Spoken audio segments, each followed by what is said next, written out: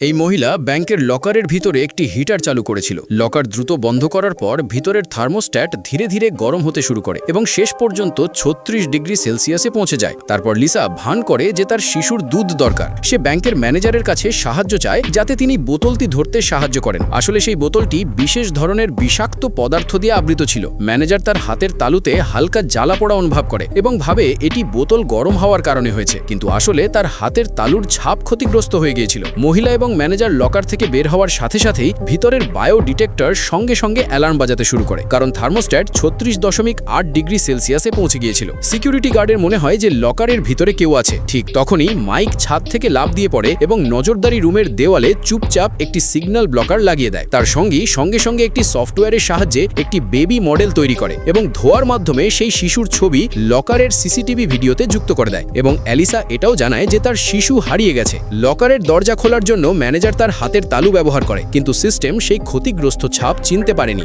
দরজা খোলেনি। ম্যানেজার সঙ্গে সঙ্গে নিরাপত্তা বিভাগে কল করে যাতে বিস্ফোরক বিশেষজ্ঞকে ডাকা যায়, কিন্তু এলেন ব্লকারের মাধ্যমে সেই নিরাপত্তা কলটি ইন্টারসেপ্ট করে ফেলে। চোররা নিজেদের বিস্ফোরক বিশেষজ্ঞ সাজে ব্যাংকে প্রবেশ করে এবং বিস্ফোরক নিয়ে আসে। নিরাপত্তা কর্মীরা সবাইকে ব্যাংক থেকে বাইরে বের করে দেয়। চোররা দরজার ফ্রেমে সমানভাবে ফোম বিস্ফোরক লাগায়। তারপর ব্যারি রিমোট দিয়ে ডিটোনেটর সক্রিয় করে এবং এর সাথেই একটি বোতাম চাপতেই লকারের দরজার সঙ্গে সঙ্গে উড়ে যায়। চোররা দ্রুত লকারের দিকে এগিয়ে যায়। সে কম্পিউটার ব্যবহার করে দ্রুত পাসওয়ার্ড ক্র্যাক করে। লকারের ভিতরে 10,000 টাকার মূল্যের একটি ডাটা কার্ড ছিল। শেষে চোররা সফলভাবে সেখান থেকে পালিয়ে যায়।